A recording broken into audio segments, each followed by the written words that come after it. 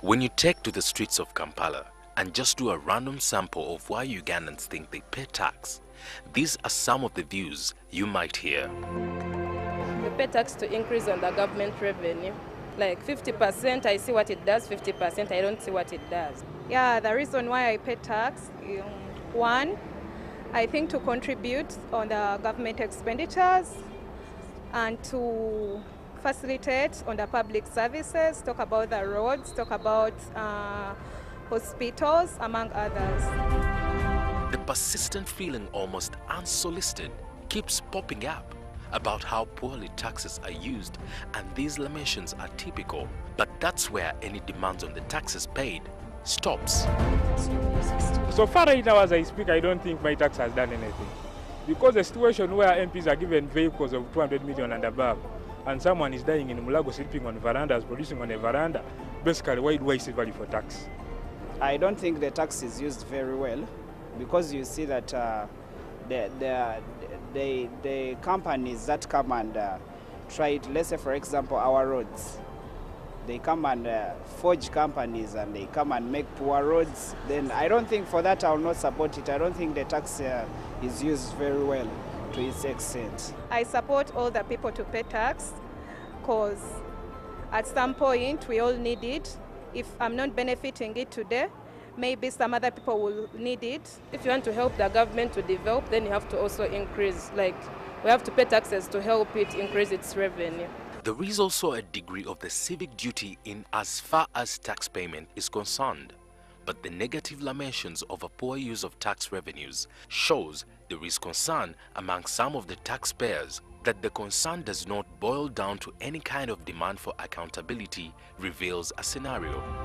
I think for me the major challenges we have in Uganda, and largely is because the tax system relies heavily a lot on indirect taxes, which I guess it's a global thing, but because particularly Uganda, indirect taxes is what really counts for as far as tax revenue is concerned. So you'll find VAT payee, rather pays direct, yes, but VAT particularly brings in quite a lot of money for the tax body.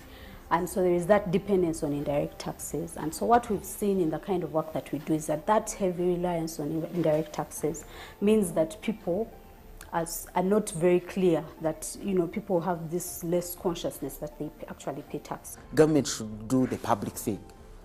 It may not come immediately as I paid my taxes, but it should be able to come back. Now, if you are not able to utilize public revenues wisely, to give back the benefit that in the first place the private sector contributed those taxes for, then you are again beginning to undermine the private sector engagements and the private sector success stories, but also their expectation. People begin to become jittery. If they see that we are paying our taxes, either the thieves are taking the money or the government machinery is unable to utilize the money and give us that service. More specifically, the work of SEATINI and Action Aid aims to get particularly that group of taxpayers who never feel the effect of tax payment. There is a group that pays direct, that knows it, that understands it. Then there is a group that doesn't necessarily pay the payee and all those direct taxes, but they buy items, they consume certain things, they buy airtime, they consume water, they consume whatever. Now that's the group that we want to interact with on a daily basis, and we're hoping that even through media they'll understand. There is that group that knows, but there's also this other group that doesn't know, and we need to reach out to them.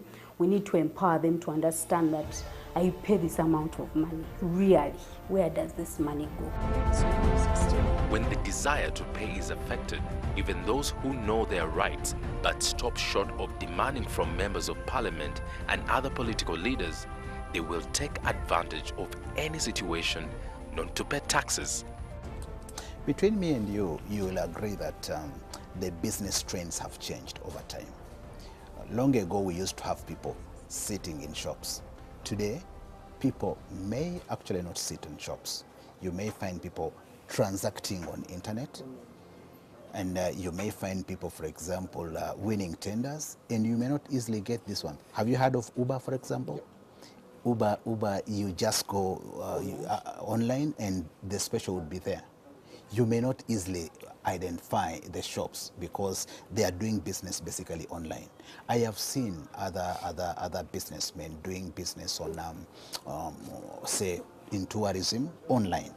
So gone are the days when we actually look at shops.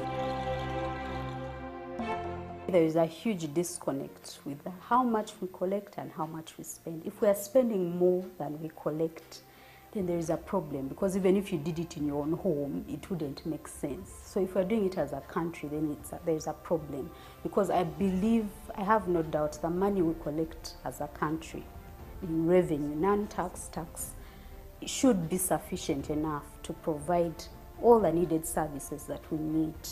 We would not be depending on external sources.